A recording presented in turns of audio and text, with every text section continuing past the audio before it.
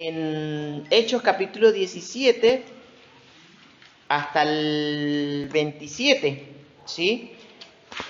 Hoy vamos a continuar del 28 al 34 y terminaríamos este capítulo. La semana esa, cuando empezamos a hablar sobre los textos anteriores, yo le colocaba predicando del Dios no conocido. Bueno, ahí van a tener que agregarle parte 1. Y hoy vamos a terminar predicando del Dios no conocido, parte 2, ¿sí? Porque sigue siendo el mismo tema, solo que bueno, predicando del Dios no conocido, parte 2. Y bueno, como a manera de repaso, ¿sí? Hechos capítulo 17, vamos a estar estudiando esta mañana desde el 28 al 34, ¿sí?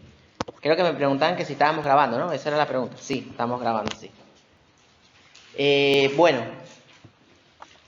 y quedamos en que hablábamos acerca de los estoicos y los epicúreos, cómo tenían ellos una filosofía de vida que era en contra o que está en contra de la palabra de Dios, y cómo el Espíritu Santo a través de Pablo va a comenzar a derribar argumentos de las cosas que ellos tenían y pensaban, y no solamente para ellos, sino que ellos se habían convertido, o sea, la cultura griega se había convertido en una especie de nación poderosa en su momento, antes de que viniesen los romanos, y después de los romanos, en su influencia cultural en el mundo, ¿sí? Entonces, era importante que justo con las personas con las que Pablo iba a hablar, y él va a testificarles, hacer ver o dejarles en claro qué opinaba Dios, o qué opina Dios acerca de los argumentos e ideas o pensamientos que ellos tenían como cultura. Adoraban a múltiples dioses, ¿no? Decían que Pablo se enardecía en su espíritu al pasar, al caminar por medio de la plaza donde tenían ellos todos los altares, y tan supersticiosos eran que tenían una inscripción al Dios no conocido. Lo invitaron al Areópago, el lugar donde se hacía juicio, ¿verdad? Donde se debatía, y le pidieron a Pablo: queremos escucharte porque has traído a nuestros oídos algo nuevo. Y decía allí que tanto los atenienses como los extranjeros que estaban allí no estaban interesados en otra cosa que en escuchar o en decir algo nuevo. Así que veíamos allí que Pablo fue muy inteligente, obviamente el Espíritu de Dios guiándolo, al decirle: bueno, veo que adoran a todos e incluso tienen una inscripción al Dios no conocido, a ese vengo yo a hablarles a ustedes. Así que la atención de ellos se fue al máximo. Sí, queremos escuchar de quién se trata. Entonces, bueno, hasta acá vamos a retomar un poco el versículo 24, que dice: el Dios que hizo el mundo y todas las cosas que en él hay, siendo Señor del cielo y de la tierra, no habita en templos hechos por manos humanas. Y hablábamos allí, ¿verdad?, que la palabra mundo es cosmos, y que está hablando de que Dios es el creador de todas las cosas. De todas las cosas, o sea, toda la creación es hecha por Él. Él es el creador, ¿no? Entonces Él va a colocar eso como un argumento allí. Dios es el creador, pero no solamente el creador, sino que también les va a decir que Él es el... ¿Qué cosa? Que lo veíamos la semana antepasada. Aparte de creador, el Señor, Curios, decíamos allí la palabra, ¿no? El Señor, o sea, el amo, el dueño de todo. Entonces decía el versículo 25: ni es honrado por manos de hombres como si necesitase de algo, pues Él es el que da a todos vida y aliento y todas las cosas, y de una sangre ha hecho todo el linaje de los hombres para que habiten sobre toda la faz de la tierra, y les ha prefijado el orden de los tiempos y los límites de su habitación, para que busquen a Dios, si en alguna manera palpando pueden hallarle, aunque ciertamente no está lejos de cada uno de nosotros, porque en Él vivimos y nos movemos y somos, como algunos de vuestros propios poetas también han dicho, porque linaje suyo somos. Entonces, quiero que paremos un momento acá y pensemos en lo siguiente. ¿Cómo iba Pablo a anunciar el Evangelio a los judíos? Citando las Escrituras, ¿no? Citando el Antiguo Testamento. Y les iba a decir, en Cristo se cumplieron las profecías del Mesías esperado para Israel. ¿Sí? De esa forma lo hacía con los judíos. Acá, con los griegos, ellos no tenían conocimiento del Antiguo Testamento. Por tanto, su forma de predicación va a cambiar ligeramente. ¿Por qué va a cambiar? Bueno, hay algo que en teología los teólogos llaman la revelación general. ¿Qué es la revelación general? No me quiero poner muy técnico, pero es necesario que lo podamos entender, ¿no? ¿Qué es la revelación general? Bueno, la revelación general es lo que significa lo que Dios ha mostrado acerca de Él por medio de la creación.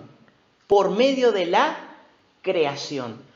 Pero con la revelación general, una persona no se puede convertir, porque eso solamente le muestra a la creación que existe un creador. Es decir, cuando nosotros comenzamos a analizar y a mirar todo el funcionamiento de las cosas que existen, de nuestro cuerpo incluso, una de las cosas que a mí más me encanta es saber cómo funciona el cuerpo humano. Dios nos diseñó de una manera increíble y todo eso habla de que hay alguien creador. Entonces, hasta ahí Dios ha revelado de forma general, ¿no? ¿Quién es Él? Ya lo vamos a ver a continuación. Pero ahora Pablo en su sermón va a ir un paso más. No solamente les va a decir que las cosas creadas dan testimonio de que Él es Dios, de que hay un creador, sino que hay un día, va a haber un juicio, y que un día aquel que resucitó de entre los muertos, Jesucristo, va a hacer juicio sobre el mundo. Y da ese paso siguiente a lo que nosotros llamamos la revelación especial. ¿Qué es la revelación especial? La revelación especial tiene que ver con las formas en las que Dios se ha dado a revelar en el tiempo más allá de la creación. Es decir, nosotros podemos ir al Antiguo Testamento y ver que Dios se le aparecía en sueños a los profetas. Tenían visiones, usaban el Urim y el Tumim, una forma de consultar la palabra de Dios los sacerdotes, ¿sí? Y hoy esa revelación especial la tenemos en la Escritura, ¿sí? Por medio de la palabra de Dios, una persona puede convertirse a Cristo. ¿Por qué? Porque en la Escritura se va a mostrar no solamente al Dios creador, sino que hay una relación espiritual y moral entre Dios y el hombre y que fue quebrada por causa del pecado. En la Escritura vamos a encontrar cómo es posible restaurar esa relación entre el hombre y Dios de forma espiritual. ¿Y qué ha hecho Dios en ese plan de redención? ¿De qué habla redención? La estudiábamos el miércoles en Efesios. ¿Qué significa la palabra redención? Liberación por medio de un rescate. La acabamos de cantar acá. Tenemos redención por su sangre. Tenemos libertad. Entonces, eso solo es posible a través de la Escritura comprenderlo. La obra del Espíritu Santo. Las personas viendo los animales, la naturaleza, no van a entender eso, ¿verdad? No es suficiente. Por eso está la revelación especial. Antes Dios hablaba de alguna forma, pero hoy nos habla por medio de su palabra. Entonces quiero que con todo eso en mente podamos prestar atención y, como decía el pastor hace unos minutos, que podamos realmente tener un corazón humilde para ver lo que Dios tenga para enseñarnos a nosotros en el día de hoy, ¿sí? Vamos a orar. Padre, te damos muchas gracias, Señor. No nos cansamos de darte gracias por el privilegio que nos das de congregarnos, de reunirnos en esta mañana, en el nombre de Cristo Jesús, nuestro Salvador. Gracias, Señor, porque tú nos has redimido, nos has comprado, Señor, has pagado el rescate por nuestra liberación, Señor. Un precio muy alto, tu propia vida, tu sangre inocente, santa, sin mancha, para poder darnos vida eterna, Señor, el perdón de nuestros pecados.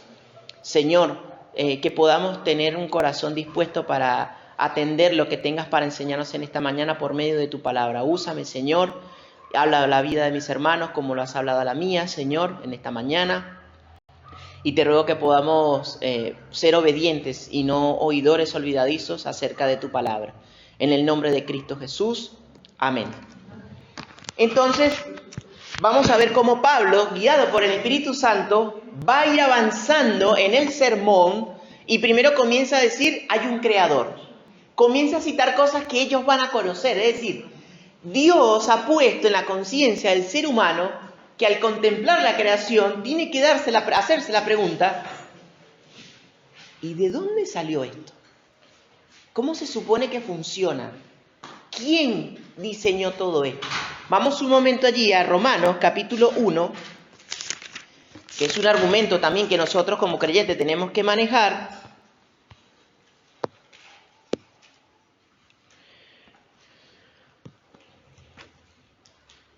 Vamos a leer desde el versículo, Romanos capítulo 1, vamos a leer desde el 18. Dice así, porque la ira de Dios se revela desde el cielo contra toda impiedad e injusticia de los hombres que detienen con injusticia la verdad. Porque lo que de Dios se conoce les es manifiesto, pues Dios se lo manifestó, porque las cosas invisibles de Él, su eterno poder y deidad, se hacen claramente visibles desde la creación del mundo, siendo entendidas por medio de las cosas hechas, de modo que no tienen excusa. Clarísimo. Pablo está diciendo, hermanos, el Señor, cuando nos creó, puso en nuestra conciencia el que las cosas creadas dan testimonio de Él. Las cosas visibles e invisibles, dice, su eterno poder y deidad se hacen manifiestas desde la creación del mundo.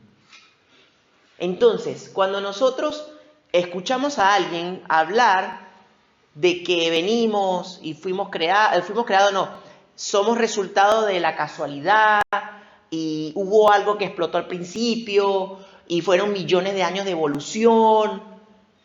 Hablábamos, creo que el miércoles de esto, ¿no?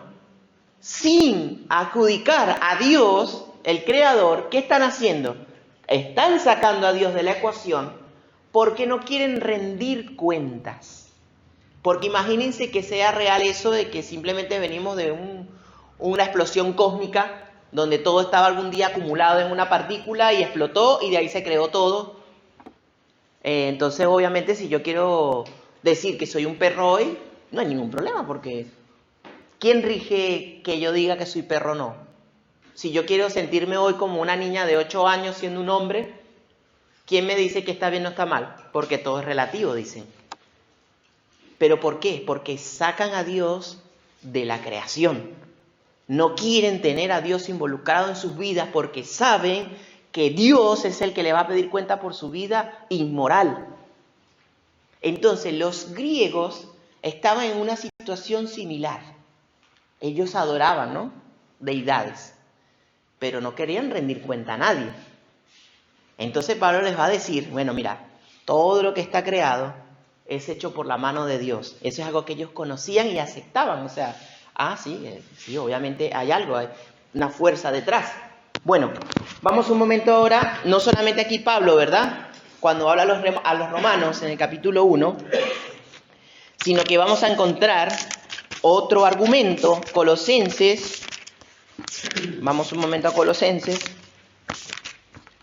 capítulo 1 también, y hablando de la deidad de Cristo, y hablando de que Él es el dueño y amo de todo, le va a decir a los de Colosas, capítulo 1, vamos a leerlo desde el 15, recuerda, está hablando de Cristo, versículo 15 en adelante. Él, Cristo, es la imagen del Dios invisible, el primogénito de toda creación.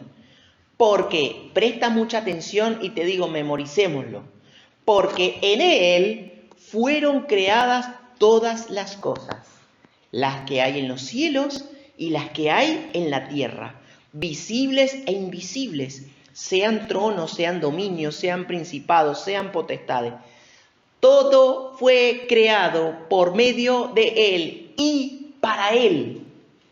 Y Él es antes de todas las cosas, y todas las cosas en Él subsisten. Hasta ahí. Y todas las cosas en Él subsisten.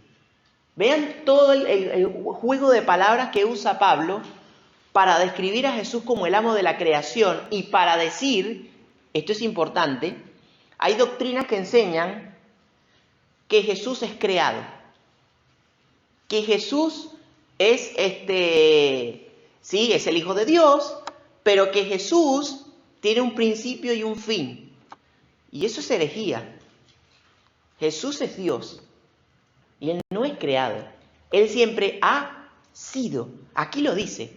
Recuerda cuando en Efesios estábamos estudiando, miren qué importante es ir estudiando de a poco los textos, que dice que la salvación de nuestras almas fue preparada por Dios antes de la fundación del mundo. Y aquí dice que Jesús es el que creó el mundo.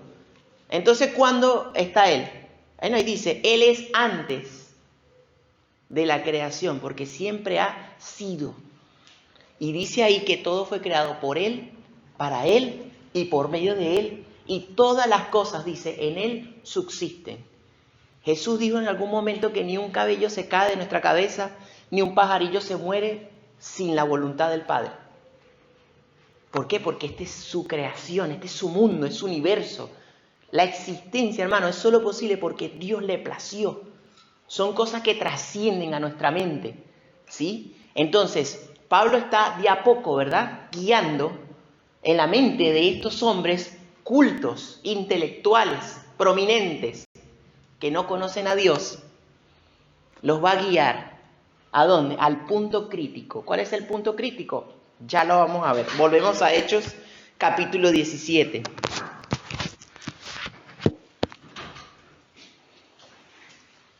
Y vamos desde el 28, ¿no? Porque en Él vivimos y nos movemos y somos.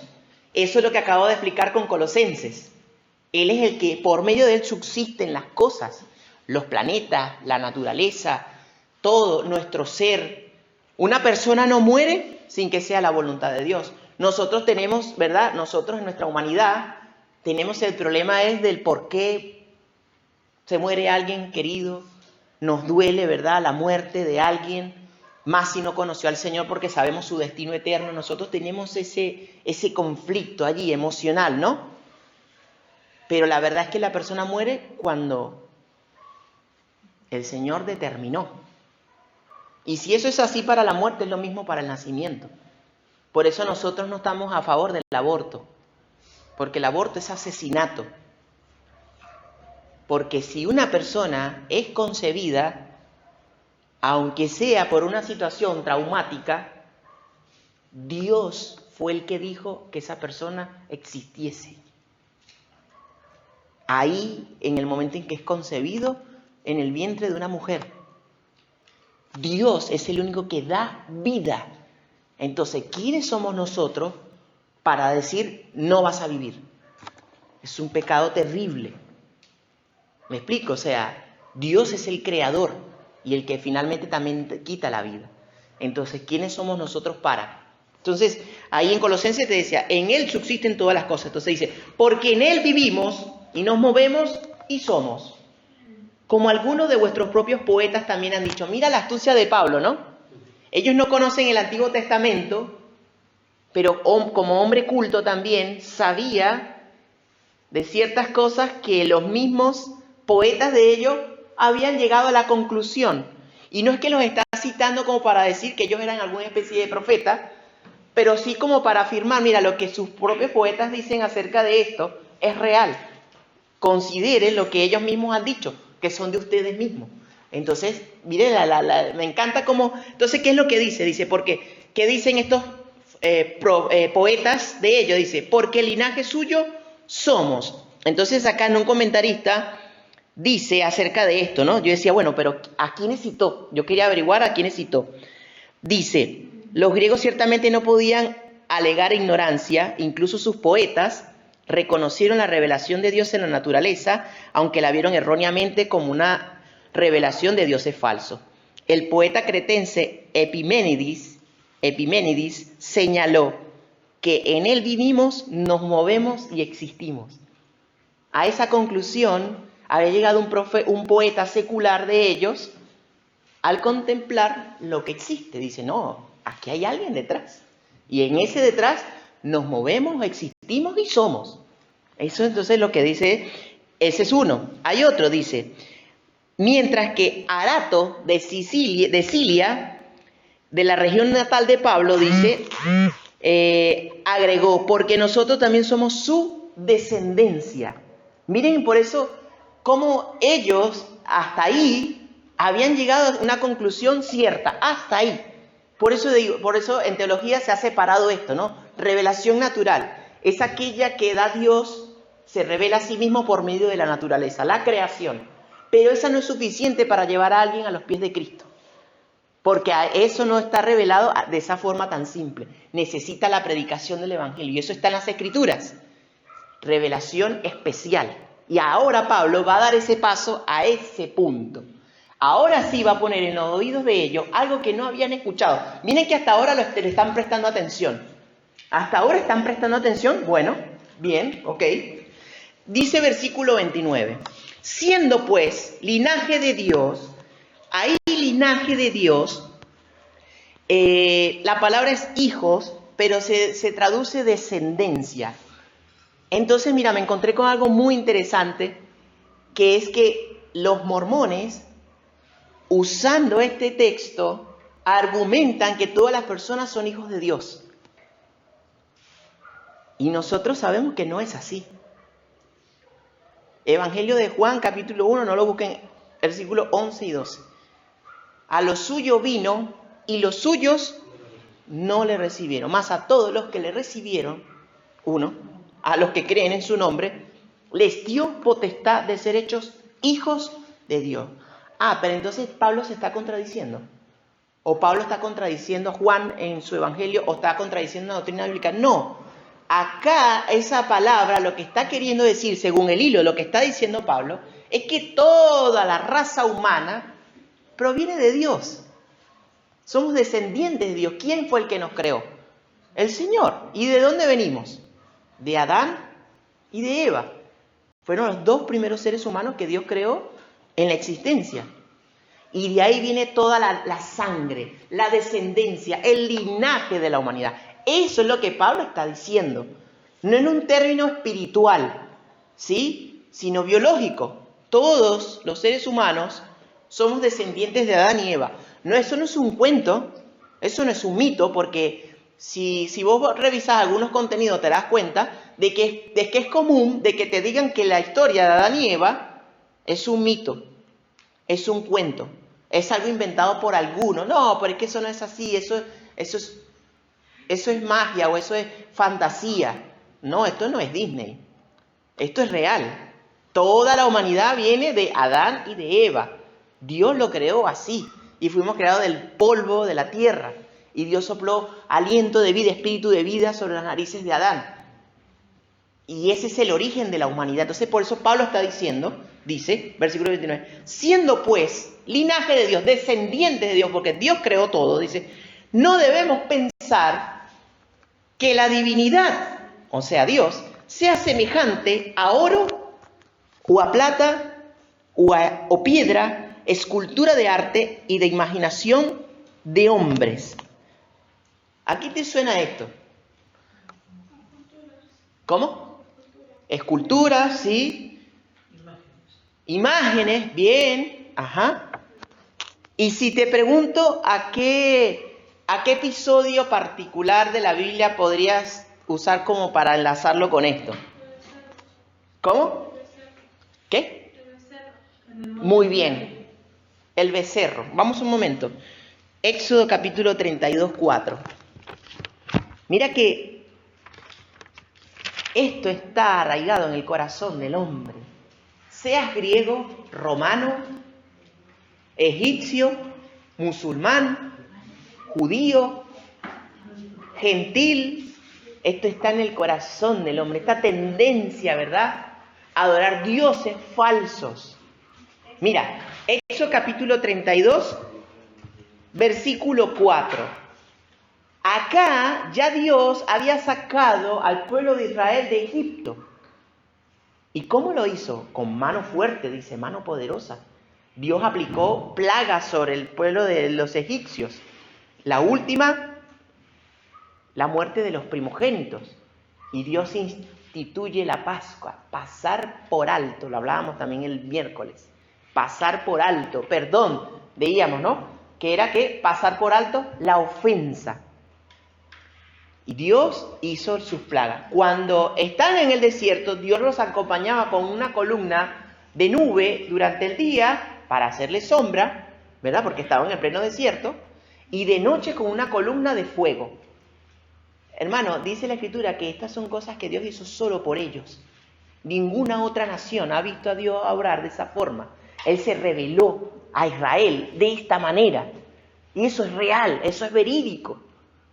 Entonces, cuando Moisés sube a la montaña para que Dios le dé los preceptos, los mandatos, para que su nuevo pueblo se rigiese por ellos, ¿qué habían hecho? Versículo 4. Porque Moisés tardaba en bajar de la montaña. Y vamos a leer desde el 2. Y Aarón les dijo, apartad los zarcillos de oro. No, vamos a leerlo desde el 1 para que entendamos toda la idea. Viendo el pueblo que Moisés tardaba en descender del monte, se acercaron entonces a Aarón y le dijeron, levántate y haznos dioses, escucha, haznos dioses que vayan delante de nosotros. Porque a este Moisés, el varón que nos sacó de la tierra de Egipto, no sabemos qué le haya acontecido. Y Aarón les dijo, apartad los zarcillos de oro que están en las orejas de vuestras mujeres, de vuestros hijos y vuestras hijas, y traédmelos. Entonces todo el pueblo apartó los zarcillos de oro que tenían en sus orejas y los trajeron a Aarón. Y él los tomó de las manos de ellos y le dio forma con buril e hizo de ellos un becerro de fundición. Entonces dijeron, Israel, estos son tus dioses que te sacaron de la tierra de Egipto. Sí, y nosotros lo leemos ahora y en Cristo nos resulta muy fácil comprenderlo, ¿verdad? Pero nosotros hemos hecho exactamente lo mismo. Pero vean la dureza del corazón del hombre. Ellos le dijeron a Aarón a hacernos un becerro, una forma con oro, y eso fue lo que nos sacó a nosotros de Egipto. Una cosa creada por mano de hombres, que no tiene vida. No acababan de ver todas las cosas maravillosas, sobrenaturales que Dios había hecho con ellos, y aún así insistían en hacer cosas con sus manos para adorarla, y peor aún, atribuirle que esas cosas que hicieron con sus manos son las que los libraron a ellos de los egipcios. ¡Qué cosa!, ¿no? Volvamos a Hechos capítulo 17. Entonces, Pablo, como sabe que estos griegos son idólatras y se habían dedicado a hacer esculturas y artes y cosas y dioses con sus manos, les va a decir, siendo pues linaje de Dios, no debemos pensar que la divinidad, o sea, la naturaleza de Dios, sea semejante a oro, a plata o a piedra, escultura de arte y de imaginación de hombres. Es absurdo. Dios está por fuera de su creación en un sentido de que Él no es creado. Él no es creado, Él es espíritu y siempre ha existido. Él es todopoderoso, es omnisciente, está en todas partes y está de forma activa controlando su creación. Y eso no significa, una idea que también está Pablo derribando acá, que creamos en el panteísmo. El panteísmo dice que todo es Dios. La columna es Dios, el techo es Dios, el árbol es Dios, el sol es Dios. No, eso no es. Dios no es eso. Dios controla su creación, pero Él no es el sol, como lo adoraban los egipcios. Ra, el dios sol, Anubis. Y bueno, los griegos tenían la misma situación que los egipcios. Adoraban deidades, pero no al Dios verdadero. Bueno, ya acá comienza, ¿verdad?, a intensificar el sermón, porque ya acá los está acusando. Dios no es eso que ustedes adoran. Versículo 30. Pero Dios, el pero, acuérdense que habla de una transición, un contraste entre lo que se venía diciendo y lo que te voy a decir ahora. Pero Dios, habiendo pasado por alto, me encanta cada vez que encuentro pasado por alto, decidió ignorar eso. pasado por alto que los tiempos de esta ignorancia. Pablo les está diciendo por el Espíritu Santo que adorar deidades es ser ignorante. Y nosotros con misericordia tenemos que testificar a las personas que andan en este camino.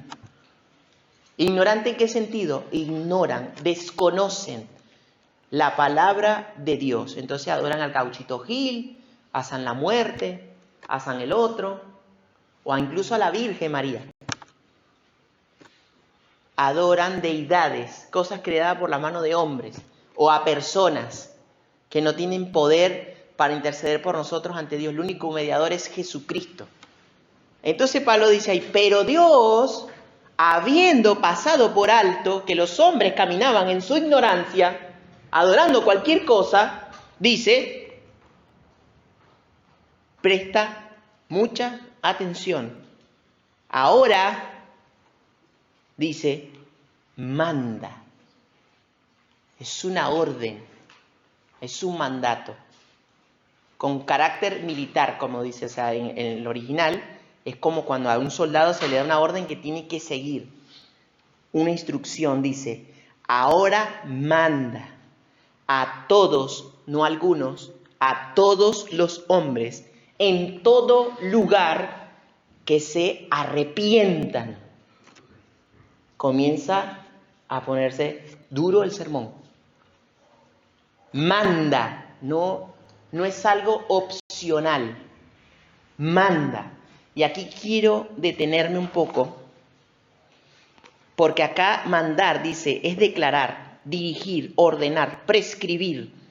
Dice, es una palabra compuesta, ¿verdad?, que significa entregar o transmitir un anuncio de uno a otro que está a su lado, como por ejemplo de lo que se debe hacer, generalmente con la idea de una orden o cargo. A menudo se usaba en el contexto de una orden militar y exigía que el subordinado obedeciera la orden del superior.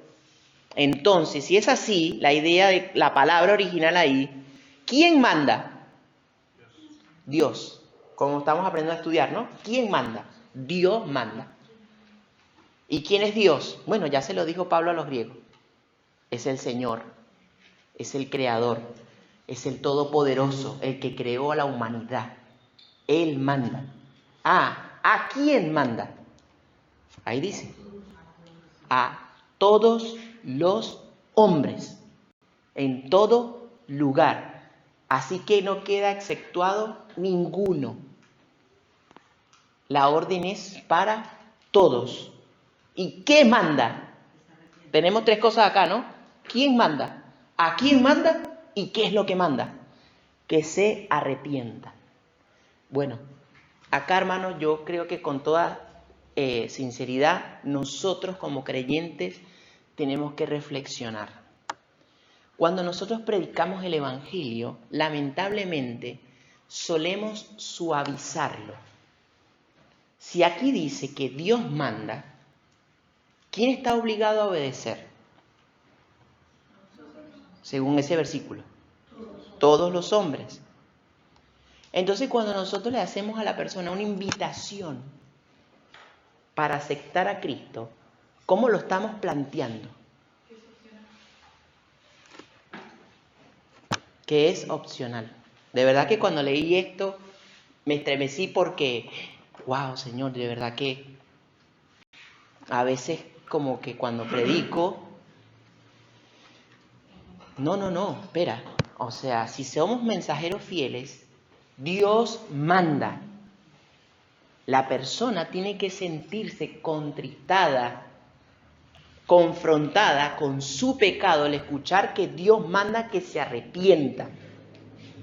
Porque cuando lo planteamos así, aceptar, a ver, estoy tratando de aclarar, ¿no? Lo que no es que está mal decirlo, sino que nosotros tenemos con la palabra que ser fieles en comunicar el Evangelio. El mundo está perdido por causa de su pecado y Dios manda a que el hombre se arrepienta. Y esa palabra ahí, arrepentir, habla de cambio de mente, cambio de pensamiento. ¿Sí? Estoy entendiendo que mi pecado me condena. Señor, yo no quiero ser condenado. Entiendo que está mal. Y cambio de dirección. Ese cambio de dirección me va a llevar a Cristo. Señor, sálvame. Es decir, el mensaje final tiene que ser de imploración, o sea, de invocación, de súplica, de parte del pecador para con Dios. Señor, perdóname, sálvame. En ese sentido, no es, bueno, listo, Jesús está ahí a la puerta esperándote que tú abras la puerta cuando tú quieras. Él está ahí paradito como un caballerito. No, así no es. Dios manda, abre la puerta. Porque si no estás perdido.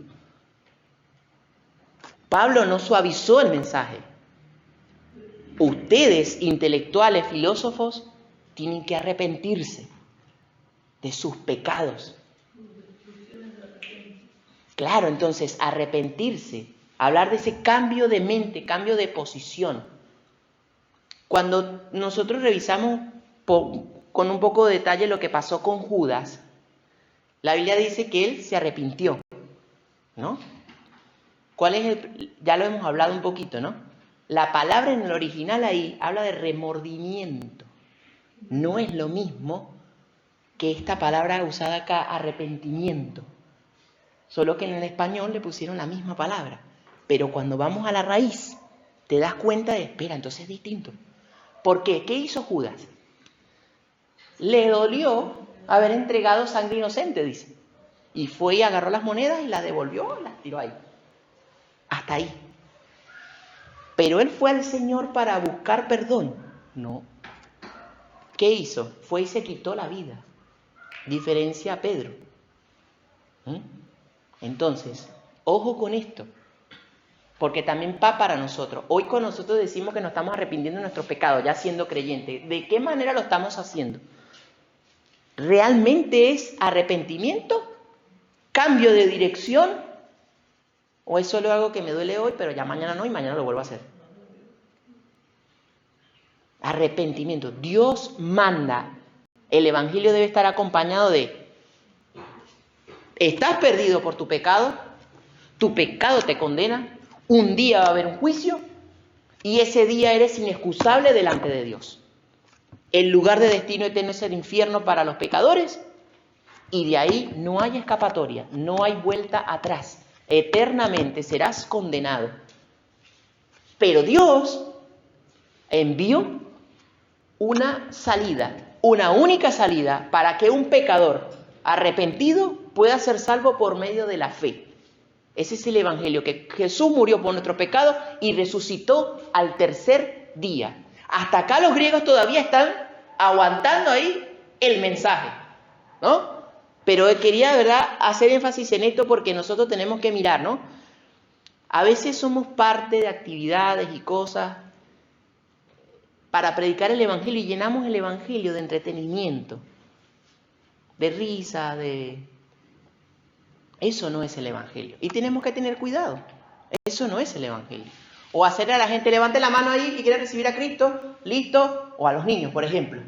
Levante la mano, listo. ¿Quiere recibir a Cristo? Sí, listo. Levante la mano ahí. Señor Jesús, Señor Jesús.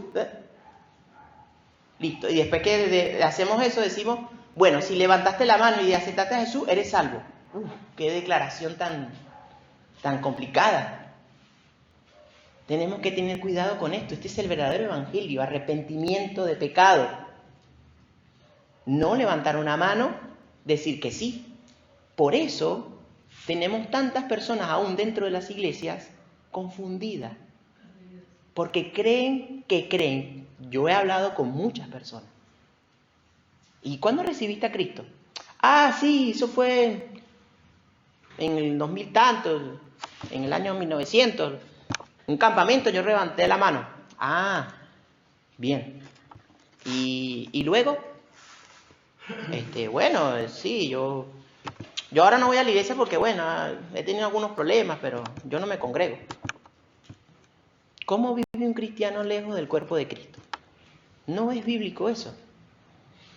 ¿Pero por qué muchos viven así? Porque creen que porque levantaron la mano un día en un campamento, en una actividad de niños levantaron la mano. Son salvos. No, eso no es salvación. Yo no estoy diciendo que un niño no pueda ser salvo. Quiero que se entienda lo que estoy queriendo decir. Nosotros como iglesia tenemos que predicar el evangelio real. Debe haber contrición, debe haber cambio. La evidencia de que una persona es salva, ¿qué va a ser? Su vida transformada. De modo que si alguno está en Cristo, nueva criatura es. Las cosas viejas pasaron, he aquí, todas son hechas nuevas. Cambio. Ayer veíamos con los jóvenes, hablábamos de la homosexualidad. Y una de las chicas me preguntaba, ¿pero se puede una persona ser homosexual y en Cristo ser transformado? Le digo, sí, porque justamente el versículo después que dice, no erréis, los injustos no heredarán el reino de Dios, ni los fornicarios, ni los adúlteros, ni los avaros, ni los maldicientes, ni los afeminados, ni los que se echan con varones, heredarán el reino de Dios. Y el versículo siguiente que dice, mas esto erais algunos, ya habéis sido lavados, ya habéis sido santificados, ya habéis sido justificados por medio de Cristo. Entonces sí es posible. Pero por eso, una vida transformada es la evidencia de que nuestra profesión de fe fue real. Una persona que persiste en su pecado tiene que revisarse. Tiene que revisar qué es lo que dice que ha creído. Aquí lo dice, Dios manda, no es opcional. Entonces Pablo le pone en la mente de ellos esto. Dice versículo 31, ¿por cuánto? Ahora otra variante. No solamente Dios manda porque un día va a venir un juicio. Por cuanto ha establecido un día en el cual juzgará al mundo con justicia por aquel varón a quien designó, dando fe a todos con haberle levantado de los muertos. No suficiente, Pablo. No. Muy lindo todo, Dios es creador, pero que me digas que levanta muertos, no. Eso, dale, Pablo, sí, otro día hablamos, otro día te volvemos a convocar. ¿Por qué? Porque la locura de la predicación del Evangelio, cuando se habla de resurrección, causa incomodidad. Porque Cristo ha vencido a la muerte. Jesús está vivo. Al tercer día resucitó de entre los muertos. Fíjense que aquí no nombra a Jesús porque no lo conocen. No usa el nombre de Jesús, sino dice por aquel varón, como haciendo referencia a, ¿verdad? Pero no lo llama porque ellos no saben quién es Jesús. Pero ya le está marcando un día. Hebreos capítulo 9, versículo 27.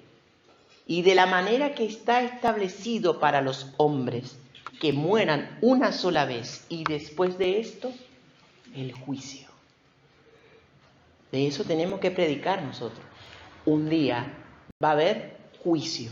Y cada persona va a rendir cuenta ante Dios por todos sus pecados.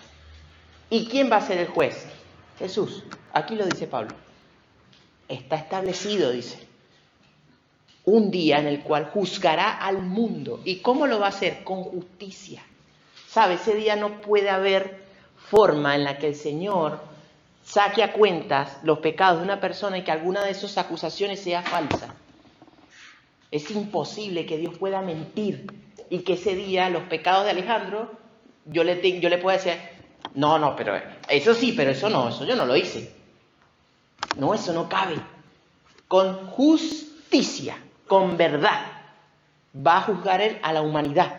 Dice, por aquel varón a quien designó, está hablando de Cristo, dando fe, o sea, confianza, dando seguridad, o sea que Dios ha dado testimonio de que Él resucitó a su Hijo, dice, a todos con haberle levantado de los muertos. Nosotros sabemos que Pablo habla en Corintios, capítulo 15, de que el Señor se le presentó a 500 personas y que es una evidencia, o sea, están las evidencias históricas que hablan de que Jesús resucitó, reconocido incluso por personas seculares.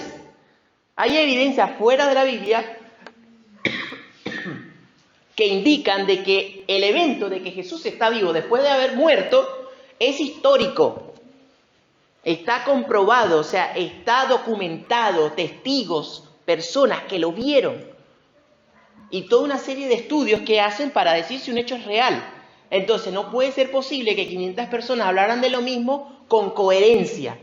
Si hubiese manipulación, se entendiera que las versiones de estas personas son distintas, pero mal. Cuando una persona, un detective, un policía está investigando un caso, ¿qué es lo primero que llaman a las personas? ¿Qué? A los testigos. ¿Y qué encuentran en los testigos? Una versión de la situación desde la óptica en que la persona se encontraba.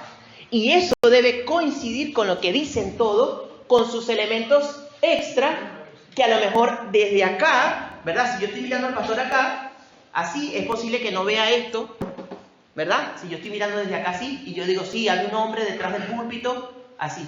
Pero si le preguntan después a Manu, no, Manu va a decir, sí, yo veía al pastor, pero también veía una mesa donde había algo, pero yo no lo veía. Entonces eso no se contradice, se complementa.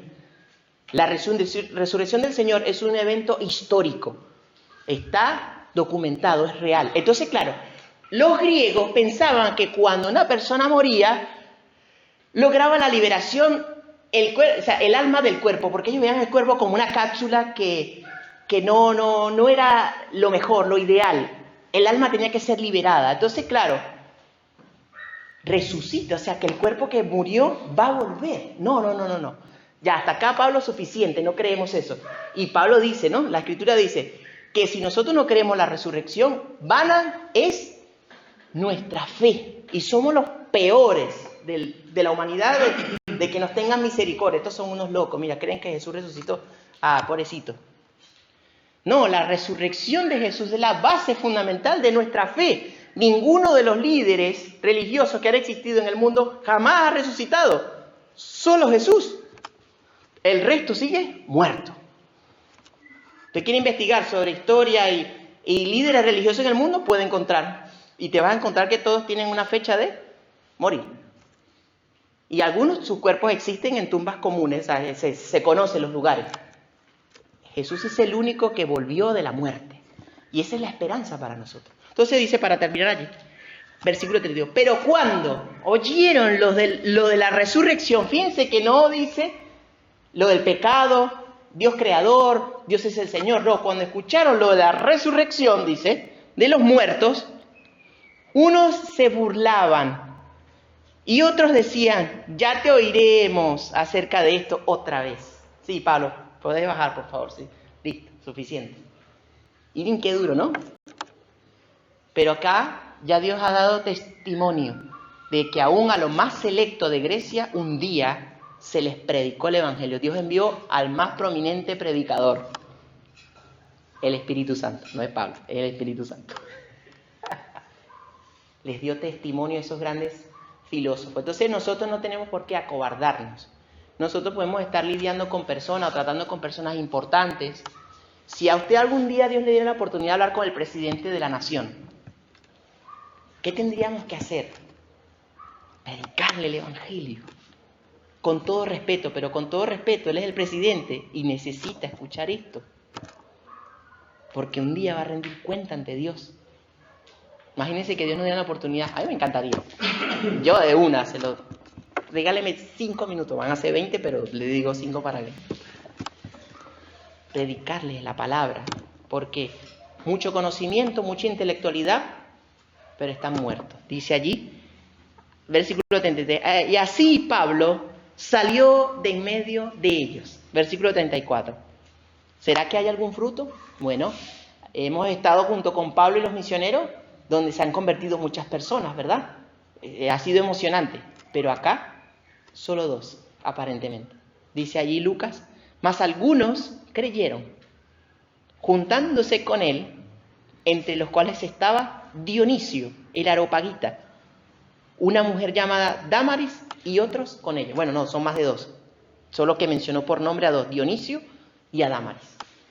Pero Dionisio era parte de los Areopagitas, o sea, de los jueces del Areópago. Persona importante. Y el Señor habló a su vida y entendió que necesitaba de Cristo. Y ahora se juntaron con Pablo porque querían saber más. Porque acá el mensaje está hasta cierto punto inconcluso, ¿no? Solamente Pablo dijo, y un día Dios va a emitir juicio hasta aquel varón que designó. Pero se dan cuenta de que no les habló de salvación.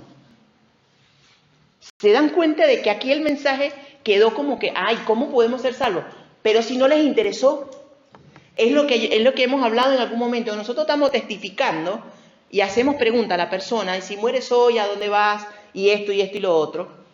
Si la persona no está comprendiendo, a veces es saludable parar. ¿Entiende? Porque no está viendo la necesidad de un Salvador. Todavía no ha comprendido la necesidad de que se está perdiendo. Entonces tú sigues adelante con el mensaje y tú le ves la cara. Sí, claro. No, sí, por supuesto. Claro, sí. Sí, claro. Y te das cuenta de que no está entendiendo. O te dice, gracias, estoy apurado. Lo mismo que hicieron los griegos. Pablo paró ahí. Pero hubo otros que sí dijeron, ¿podemos hablar, Pablo? Eso que estabas diciendo, ¿cómo termina? Y Pablo termina predicándole lo que falta. Bueno, Cristo es el Hijo de Dios. Vino, murió y resucitó para perdonar tus pecados. Debes arrepentirte. Y si crees en Él con fe en tu corazón, serás salvo y perdonado para siempre. No terminó. Solo con los que decidieron buscar, Pablo les terminó de contar lo que necesitaban saber. Entonces, bueno, hermanos, que el Señor les bendiga.